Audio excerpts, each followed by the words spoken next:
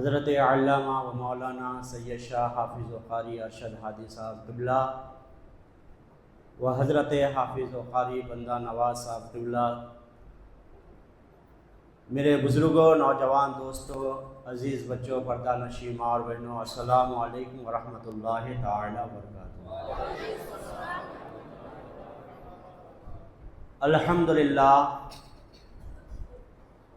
الحمدللہ رب العالمین والعاقبۃ للمتقین والصلاة والسلام علی سید الانبیاء والمرسلین وعلی آلہ وصحابہ الطاہرین المطہرین اجمعین، اما بعد، قال اللہ تبارک و تعالی فی القرآن المجید والفرقان الحمید، اعوذ باللہ من الشیطان الرجیم ببرکۃ بسم اللہ الرحمن الرحیم، تلک الرسل فضلنا بعضهم علی بعض ومنهم من کلم اللہ ورفع بعضهم درجات۔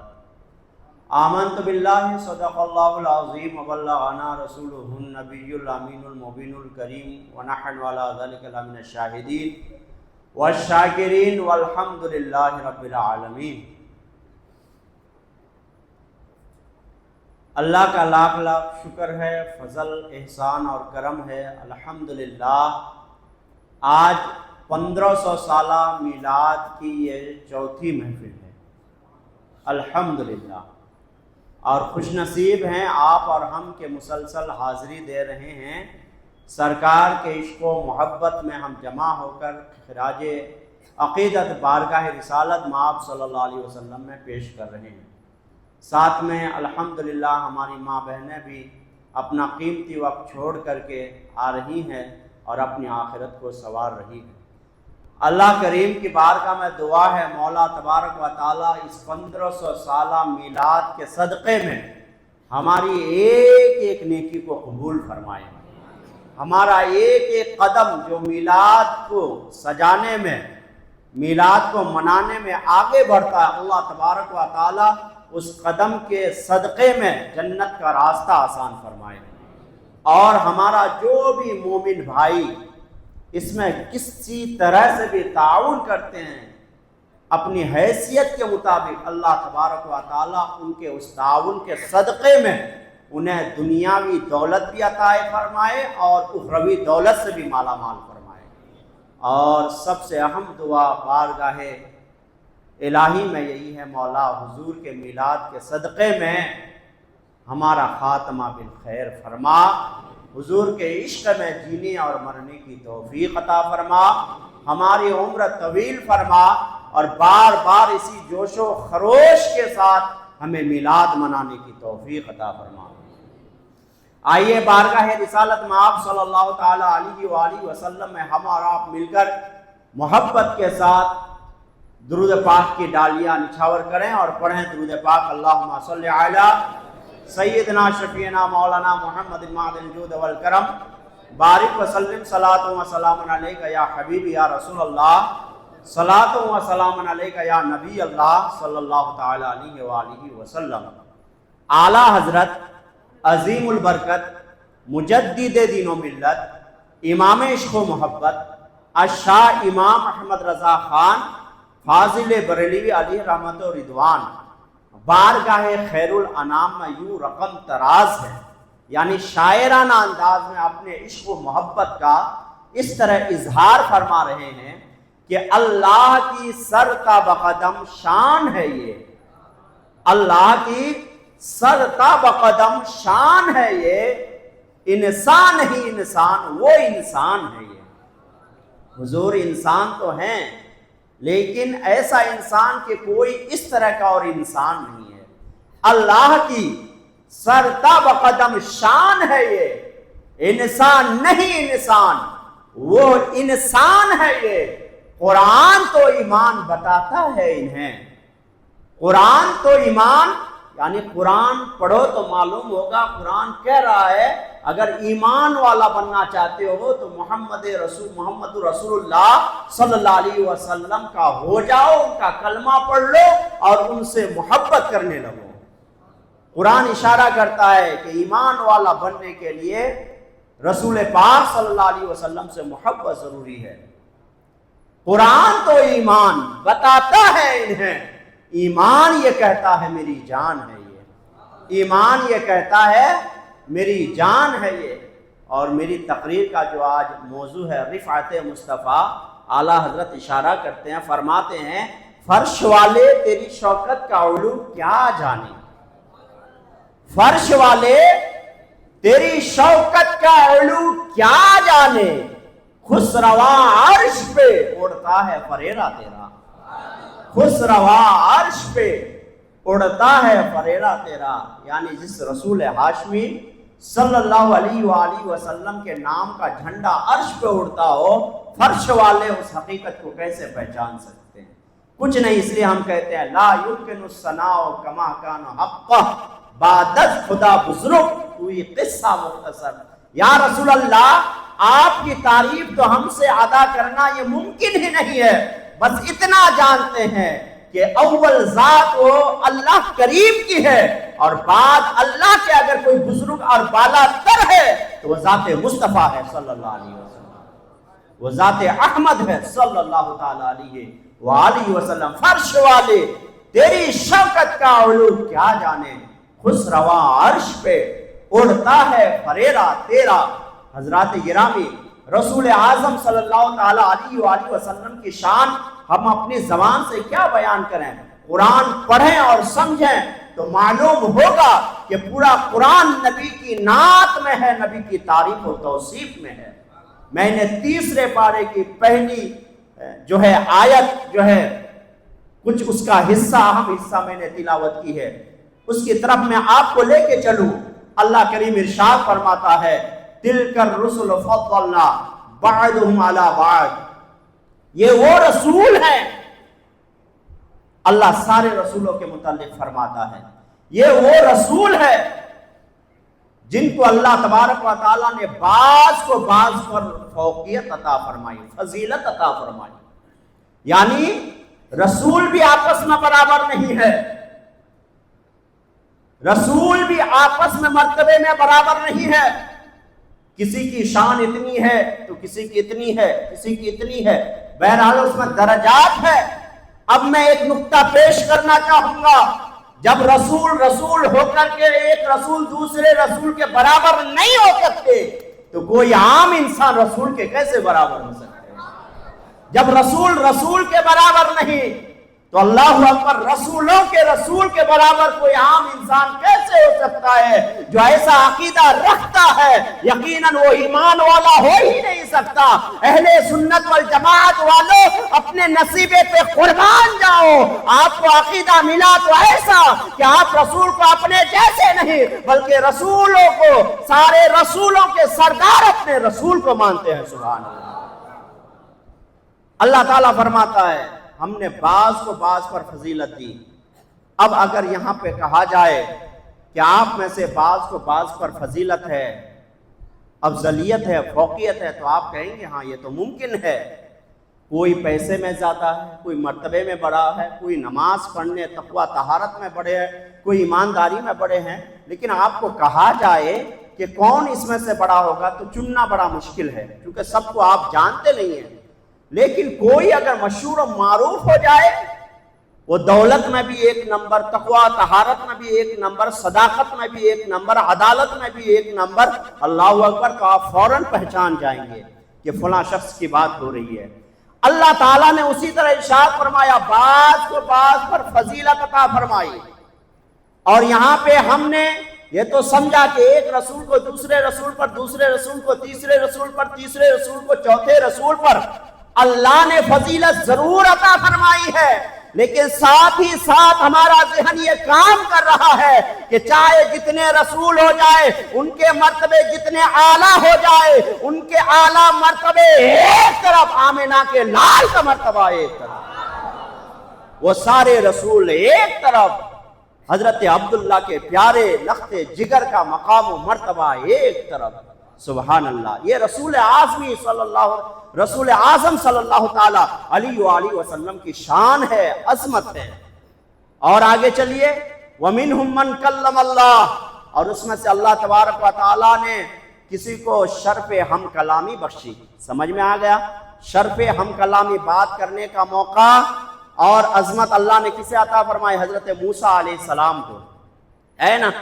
تو اللہ تعالیٰ بیان فرمانا چاہتا ہے کہ موسیٰ علیہ السلام اللہ سے بات کی، اس کے باوجود موسیٰ علیہ السلام کا مرتبہ ایک حد تک ہے، لیکن اس سے بھی حد والے اور سب سے اعلیٰ شان والے کون ہے؟ اللہ آگے ارشاد فرماتا ہے وَرَفَعَ بَعْضُهُمْ دَرَجَاتٍ، اور ان میں سے کوئی ایسا ہے جس کو اللہ نے درجوں بلند فرمایا. مفسرین کرام بیان فرماتے ہیں وَرَفَعَ سے مراد جن کی شان اور جن کی رفعت کو اللہ تعالیٰ اس آیت کے آخری حصوں میں بیان فرما رہا ہے، وہ کوئی اور ذات نہیں، وہ ذات مصطفیٰ صلی اللہ علیہ وآلہ وسلم ہے. بریلی کے تاجدار ارشاد فرماتے ہیں سب سے اعلیٰ و اولا ہمارا نبی، سب سے بالا و والا ہمارا نبی. کون دیتا ہے دینے کو؟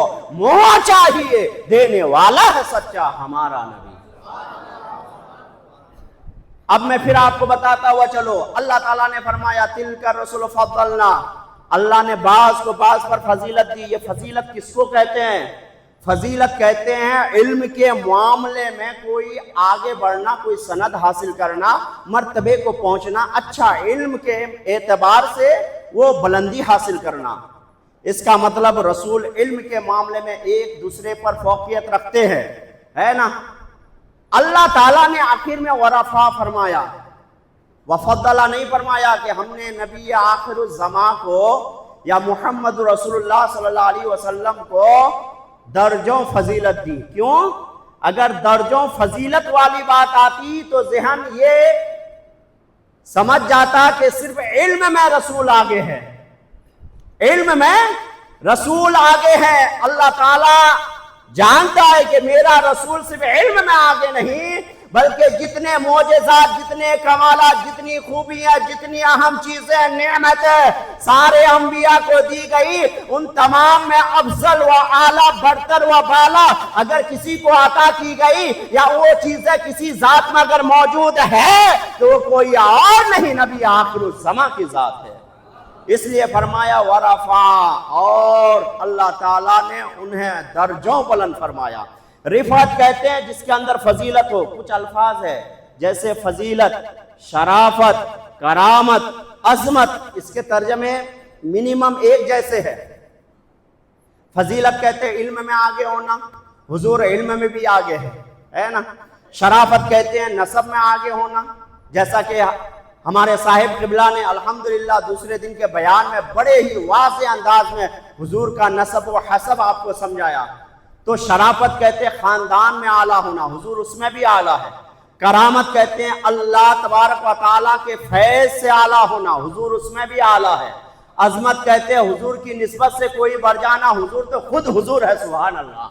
اب آگے اللہ تعالیٰ نے فرمایا رفع، یعنی رفعت عطا فرمائی اللہ تبارک و تعالیٰ نے اپنے حبیب کو. مطلب یہ ہے رسول اللہ صلی اللہ تعالی علیہ وآلہ وسلم کے درجوں کو بلند فرمایا، رفعت عطا فرمائی، یعنی وہ حضور فضیلت میں بھی اعلیٰ ہے، شرافت میں بھی اعلیٰ ہے، کرامت میں بھی اعلیٰ ہے، عظمت میں بھی اعلیٰ ہے، ان کے جیسا کوئی نہیں ہے. اس لیے بریلی کے تاجدار ارشاد فرماتے ہیں کہ واہ کیا جود و کرم ہے، شہ بتا تیرا، نہیں سنتا ہی نہیں مانگنے والا تیرا. یہ رسول ہاشمی صلی اللہ تعالی علیہ وآلہ وسلم کی شان ہے اور عظمت ہے. اور آگے چلیے، انبیاء کرام کی جماعت کو سامنے رکھیے تو اللہ اکبر، اللہ تبارک و تعالی نے سارے نبیوں میں میرے مصطفیٰ کریم صلی اللہ تعالی علیہ وسلم کو افضل و اعلیٰ اور برتر و بالا بنایا. رسول ہاشمی صلی اللہ تعالی علیہ وآلہ وسلم حضرت ابراہیم علیہ نبینا علیہ الصلوۃ والتسلیم اللہ کی بارگاہ میں دعا کرتے ہیں. حضور کا مرتبہ بتاتا ہوں، کیا دعا کرتے ہیں. حضرت ابراہیم علیہ السلام فرماتے ہیں لا تخزنی یوم یبعثون، اے اللہ مجھے قیامت کے دن رسوا نہ کرنا.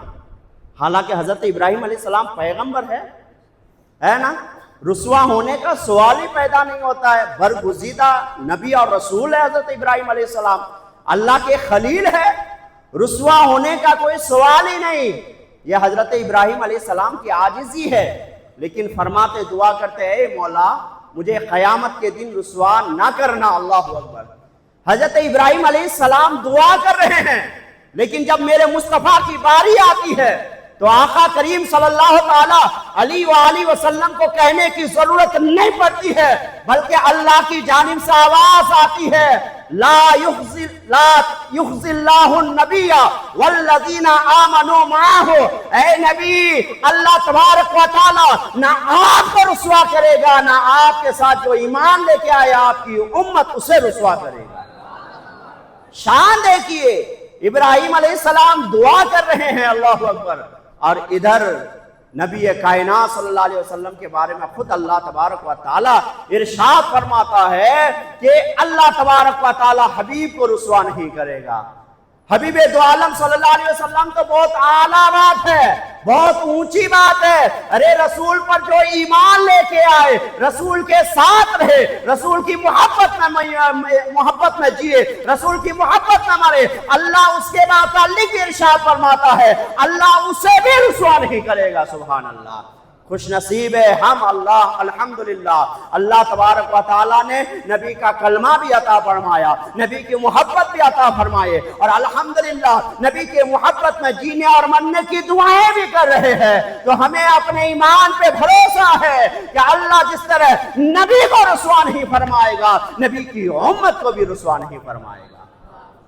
یہ رسول اعظم صلی اللہ تعالیٰ علیہ وآلہ وسلم کی شان ہے، عظمت ہے. اور میں آگے آپ کو بتاتا ہوا چلو، وہی حضرت ابراہیم علیہ نبینا علیہ السلام ہے. اللہ تبارک و تعالیٰ نے حضرت ابراہیم علیہ السلام کے پاس فرشتوں کو مہمان بنا کر بھیجا، فرشتوں کو مہمان بنا کر بھیجا. اور قرآن میں بھی یہ واقعہ بیان فرمایا گیا هل اتاک حدیث ضیف ابراہیم المکرمین. اللہ تبارک و تعالیٰ نے مکرم مہمان فرشتوں کو بھیجا. اب یہ دستور ہے جب کسی کے گھر میں کوئی مہمان آتا ہے تو وہ تعظیم کرتا، چاہے بھلے مہمان کیسا ہی کیوں نہ ہو جائے. تعظیم کرنا یہ نبی کی سنت ہے، انبیاء کی سنت ہے. اور حضرت ابراہیم علیہ السلام کی مہمان نوازی تو مشہور ہے، معروف ہے. حضرت ابراہیم علیہ السلام بنا مہمان کے بتایا جاتا ہے کھانا ہی نہیں کھاتے تھے. اللہ اکبر. یہ حضرت ابراہیم علیہ السلام ہے، فرشتوں کو اللہ تعالیٰ نے مہمان بنا کر بھیجا. لیکن جب نبی کی باری آئی، سبحان اللہ، کہے سبحان اللہ، نبی کی باری جب آئی تو اللہ اکبر، فرشتوں کو مہمان بنا کر نہیں بلکہ سپاہی اور خادم بنا کر، اور ایک دو فرشتے نہیں 5000 فرشتوں کو میرے مصطفیٰ کی بارگاہ میں بھیجا. سبحان اللہ.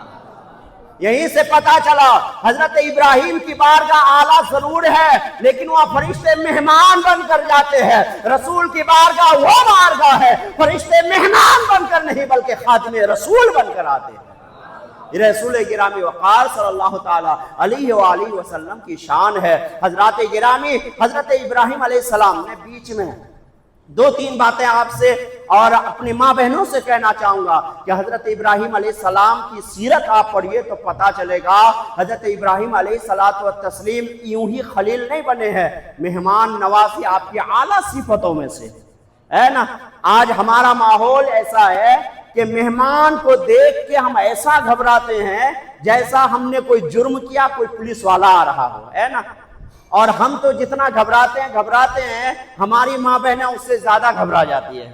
مہمان آئے، بنانا پڑے گا، رہیں گے، کھلانا پڑے گا. اللہ اکبر.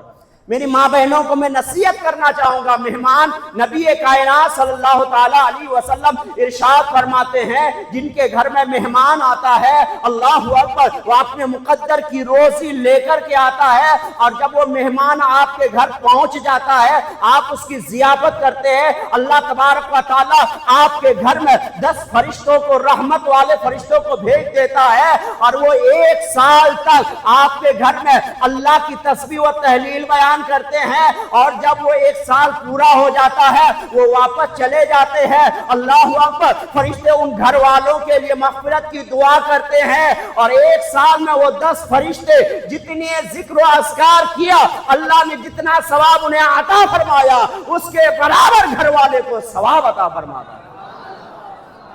مہمانوں کو دیکھ کے نہ ڈریے، مہمان جن کے گھر جاتے ہیں سمجھو وہ گھر والا نصیب والا ہے، اللہ کی نظر رحمت اس گھر میں پڑی ہے، اللہ چاہتا ہے روزی وہ اپنی کھائے گا لیکن تمہارے گھر آ کے کھائے گا، اس لیے کہ تمہارے گھر کو رب نے پسند فرمایا ہے۔ آج یہ چیز ہمارے اندر نہیں ہے، ہم گھبراتے ہیں نا، اور ہماری ماں بہنیں میں کہوں گا زیادہ گھبراتی ہے، اللہ نہ گھبراؤ، برکت اس لیے نہیں ہے، اللہ اکبر۔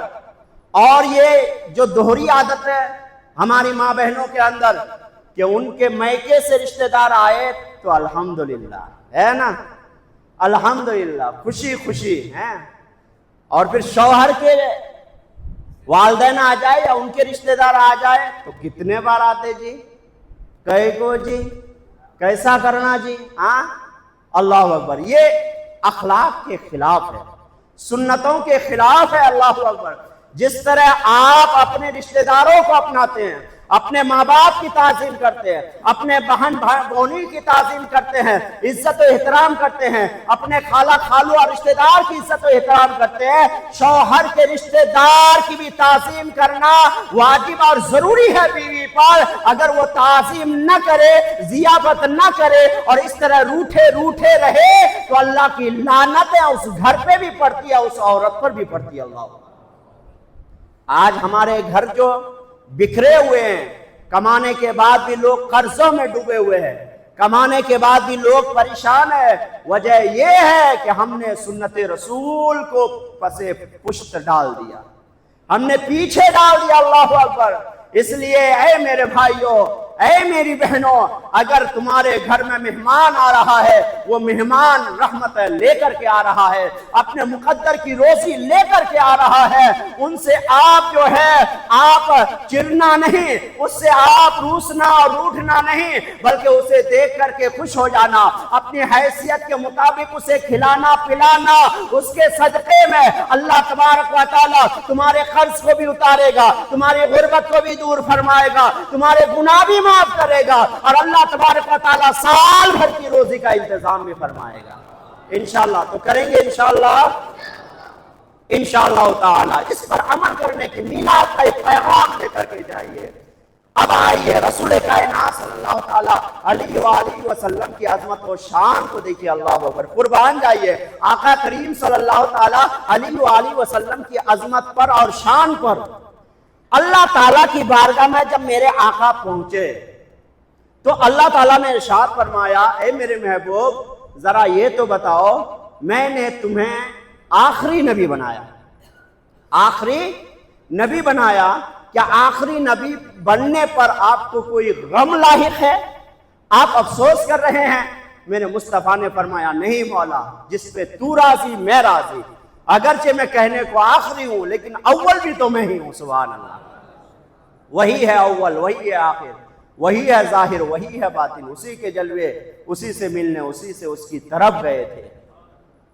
تو اللہ تعالیٰ نے فرمایا میرے محبوب ذرا بتاؤ تمہیں غم ہے اس بات کا؟ حضور نے فرمایا نہیں۔ پھر اللہ تعالیٰ نے فرمایا میں نے آپ کی امت کو بھی آخری امت بنایا، اس کے بعد کوئی امت نہیں، تو آپ کی آخری امت بھی کیا ناراض ہے کہ وہ آخری امت ہے؟ اللہ تعالیٰ نے فرمایا نہیں، وہ بھی ناراض نہیں ہے۔ اب اللہ تعالیٰ ارشاد فرمایا سن لو، میں نے آپ کو آخری نبی بنایا، آپ کی امت کو آخری امت بنایا، کیوں؟ اس لیے کہ جتنی امتیں آئیں گی چلی جائیں گی، کوئی گناہ کر کے، کوئی نیکی کر کے، کوئی اچھے کر کے، کوئی برے کر کے، اس کے قصے کہانیاں چلتی رہیں گی۔ اگر آپ کو میں پہلے ظاہر فرماتا، آپ کی امت کو پہلی امت بنا دیتا، آپ کی امت میں بھی اچھے ہوتے، آپ کی امت میں بھی برے ہوتے، آپ کی امت میں بھی کوئی حلال کام کرنے والے ہوتے، کوئی جائز ناجائز والے ہوتے، اللہ اکبر، تو آپ کی امت بھی گناہوں میں لت پت ہوتی۔ اگر میں پہلی امت آپ کی بناتا تو بعد میں جتنے انبیاء تھے آپ کی امت کے قصے سنا کر اللہ اکبر گستاخیاں کرتے، مزے لیتے، آپ کی امت کے بارے میں کہتے وہ بے نمازی تھا، وہ شرابی تھا، وہ جواری تھا، وہ سود کھانے والا تھا۔ اے میرے محبوب، میں نہیں چاہتا جنہیں میں اپنا محبوب بنا لیا ہو ان کے سامنے ان کی امت کی شکایت کی جائے، اس لیے میں نے آپ کو اور آپ کی امت کو سب سے آخر میں بھیجا، اس لیے کہ اور نبیوں کی امت کے شکایت ہو تو میری نبی کی آخری امت کے سامنے ہو، لیکن میرے نبی کی امت کے سامنے میرے نبی کی امت کی شکایت کسی اور امت کے سامنے نہ ہو۔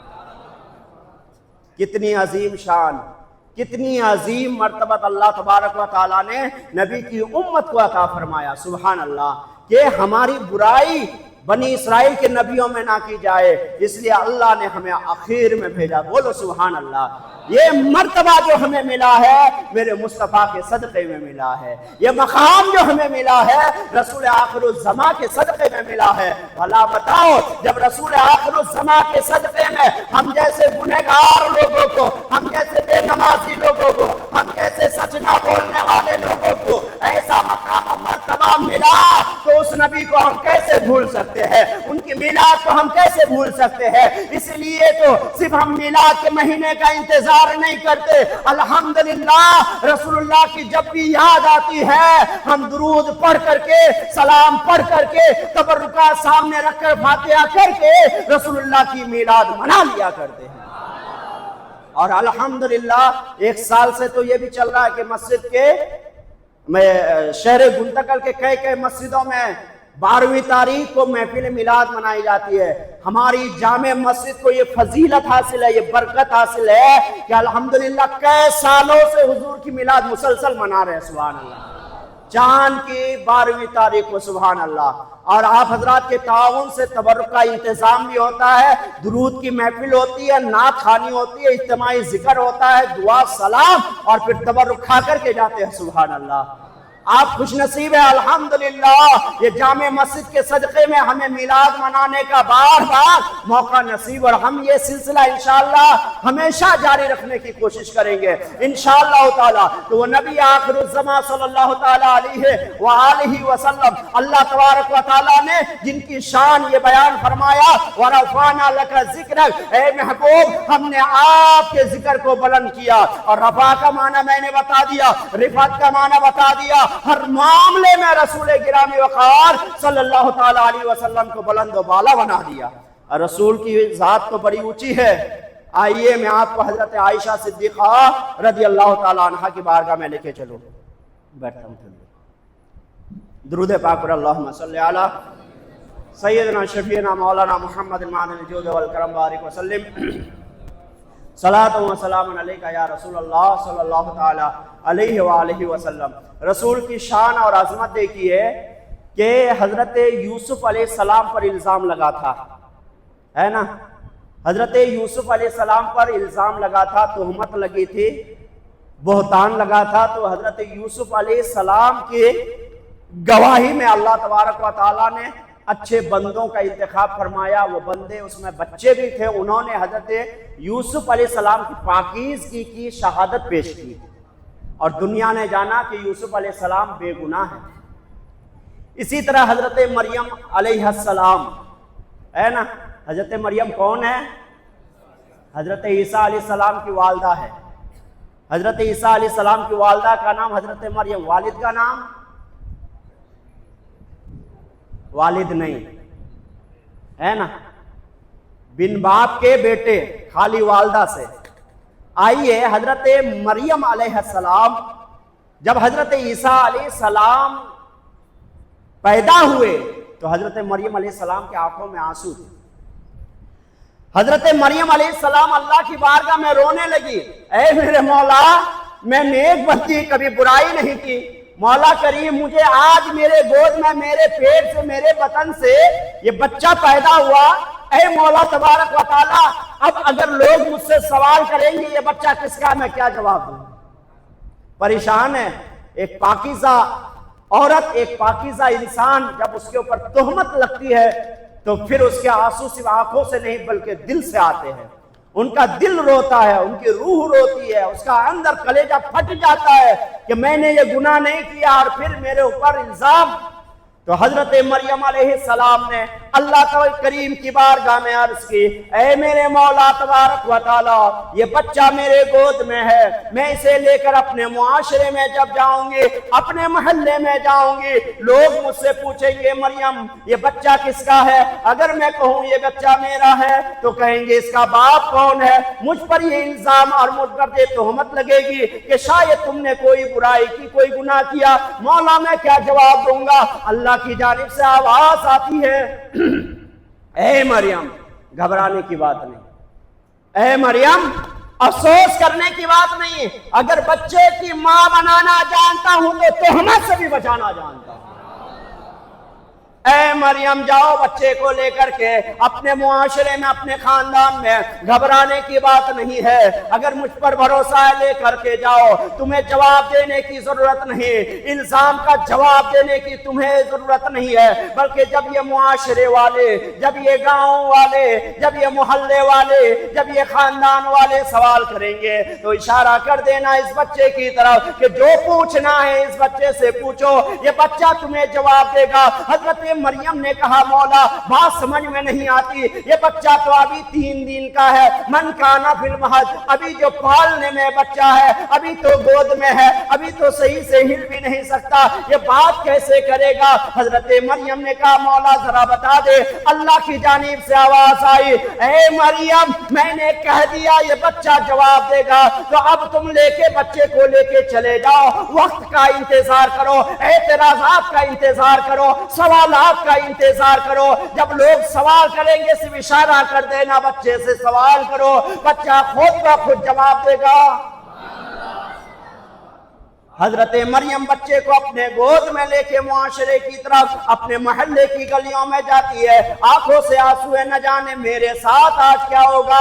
جو ہی گاؤں میں گئے، نیا بچہ گود میں دیکھ کر کے لوگ پریشان ہو گئے، قریب آئے، جھانکنے لگے، اللہ اللہ اے مریم یہ کیسی بات ہے، شادی تیری ہوئی نہیں، اب بچہ کہاں سے پیدا ہوا؟ اے مریم یہ کیسی بات ہے، تمہارا باپ تو پاکیزہ دامن والا تھا، تمہاری ماں تو پاکیزہ دامن والی تھی، تم کو تو ہم نے دیکھا کہ تم اچھے اور نیک سیرت کے تھے، یہ بچہ کیسے جنم لے لیا ہے؟ اللہ اکبر، لوگ پوچھتے جا رہے ہیں، حضرت مریم کے آنکھوں سے آنسو تربتر بہتے جا رہے ہیں۔ اب جب برداشت نہیں ہوا تو اشارہ کیا حضرت مریم نے، اے لوگو، اے دنیا والو، اے محلے والو، اے خاندان والو، اے معاشرے والو، مجھ سے نہ پوچھو، ارے جو سوال کرنا ہے اس بچے سے پوچھو، یہ بچہ تمہارے سوال کا جواب دے۔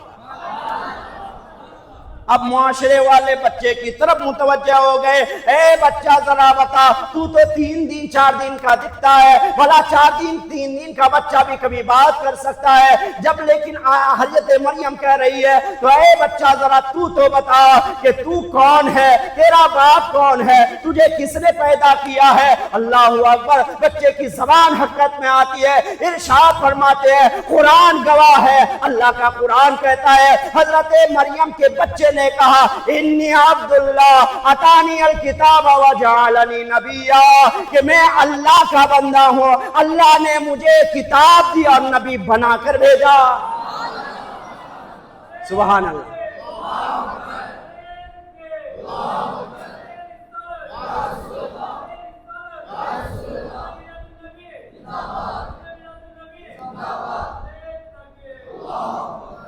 حضرت مریم کا بچہ کہتا ہے اے سوال کرنے والوں، اے میری ماں پر تہمت لگانے والوں، سنو میں اللہ کا بندہ ہوں، اللہ کا نبی ہوں، اللہ نے مجھے کتاب دی اور میں نبی بن کر آیا۔ سبحان اللہ۔ سارے لوگ خاموش ہو گئے کہ جب یہ 3 دن کا بچہ اس بات کی گواہی دے رہا اور خود کہہ رہا ہے کہ اللہ تعالیٰ نے مجھے بھیجا ہے، کتاب بھی دی ہے، نبی بھی بن کر آیا ہے، تو اب ہمیں اعتراض نہیں کرنی چاہیے، حضرت مریم کی بات کو مان لینی چاہیے۔ لوگوں نے حضرت مریم کو مانا، اپنی غلطیوں کا اعتراف کیا، گستاخیوں کا اعتراف کیا، معافی مانگی، اور پھر حضرت مریم علیہ السلام سے کہا اے مریم یقیناً اب تو بتا مسئلہ کیا ہے، مسئلہ کیا ہے؟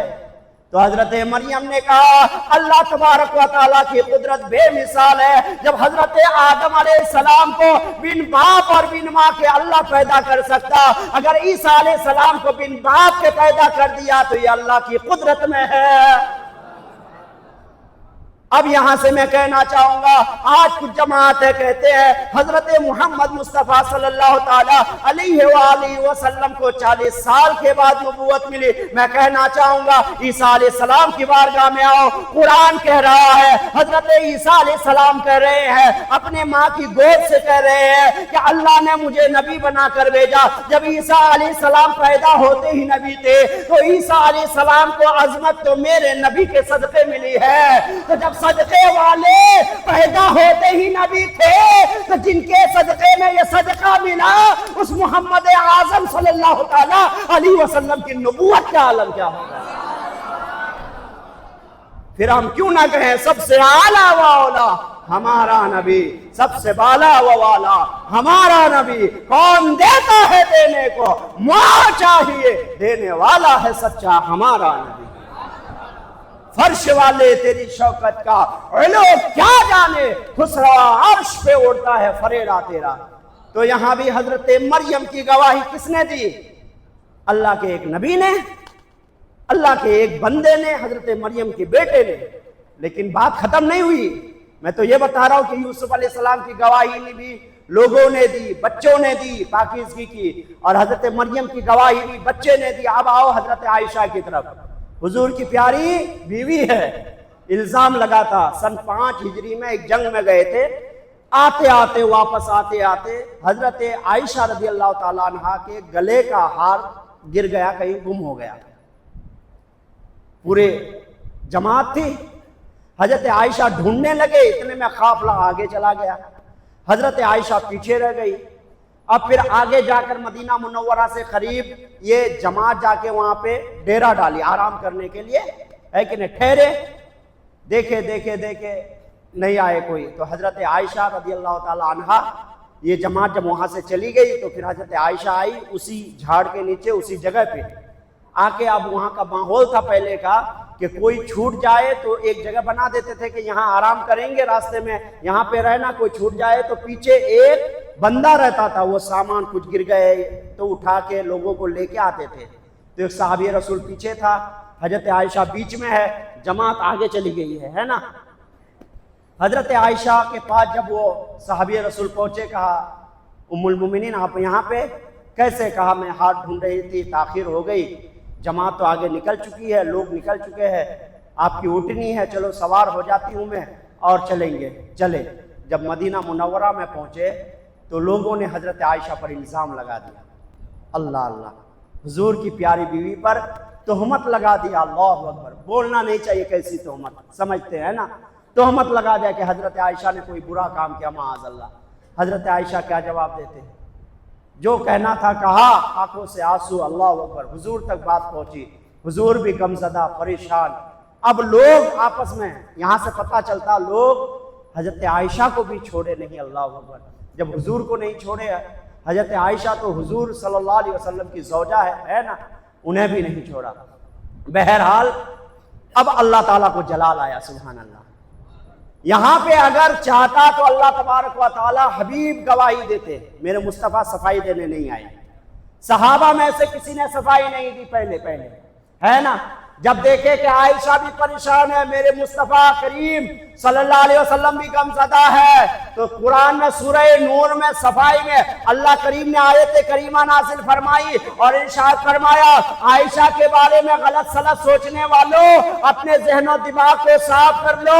عائشہ پاکیزہ پاک دامن ہے، اس کے اوپر کوئی گناہ نہیں ہے، اس کے اوپر کا الزام بالکل جھوٹا ہے. یاد رکھنا، جس نے الزام لگایا، جس نے الزام جیسا گناہ کیا حضرت عائشہ پر، جس نے تہمت لگائی، اسے بھگتنا پڑے گا. یہ گواہی اور یہ شہادت کوئی اور نہیں بلکہ سارے جہان کو پیدا کرنے والا رب دے رہا ہے. سوال پیدا ہوتا رب نے کیوں دیا؟ سوال پیدا ہوتا ہے رب نے کیوں دیا؟ تو جواب یہی بتایا جاتا ہے، حضرت مریم کی بات تھی تو اللہ اکبر حضرت عیسیٰ نے جواب دیا، حضرت یوسف کی بات آئی تو آپ کے ماننے والوں نے جواب دیا، یہ عام انبیاء کا عالم ہے۔ جب رسول کے گھر کی بات آئی تو اللہ نے کہا خاموش میرے مصطفیٰ تم نہ کہنا، خاموش رسول اللہ کے صحابی تم نہ کہنا، خاموش مجھے ماننے والے تم گواہی نہ دینا۔ ارے رسول کے گھر کی بات ہے، گواہی مخلوق نہیں اب خالق دے گا، گواہی تم نہیں۔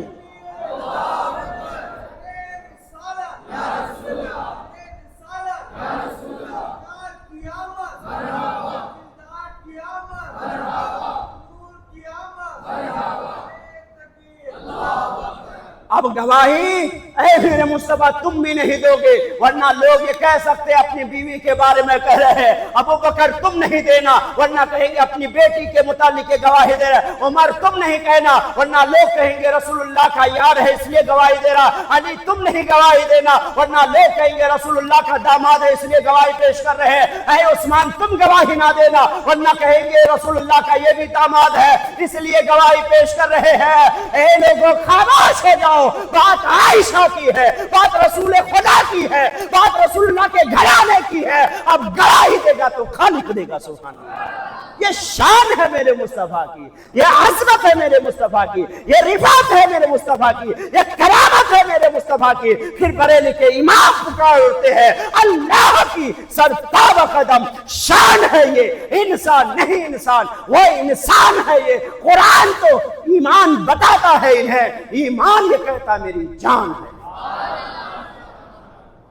یہ رسول اعظم صلی اللہ علیہ وسلم کی شان ہے اور عظمت ہے، ہم سرکار کی تعریف کیا کریں، ہے نا؟ بلغ العلا بکمالہ کشف الدجا بجمالہ حسنت جمیع خصالہ صلوا علیہ وآلہ، کوئی حد ہے ان کے عروج کی، بلغ العلا بکمالہ۔ اللہ کریم رسول اللہ کی میلاد کے صدقے میں، رسول اللہ کے عشق میں جینے اور مرنے اور رسول اللہ کی سنتوں کے پابند رہ کر ہمیں جینے اور مرنے کی توفیق عطا فرمائے، آمین بجائے سید المرسلین برحمتک یا ارحم الراحمین۔ استغفر اللہ ربی من کل ذنب واتوب علیہ۔ السلام علیکم ورحمۃ اللہ وبرکاتہ۔ درود شریف پڑھیں۔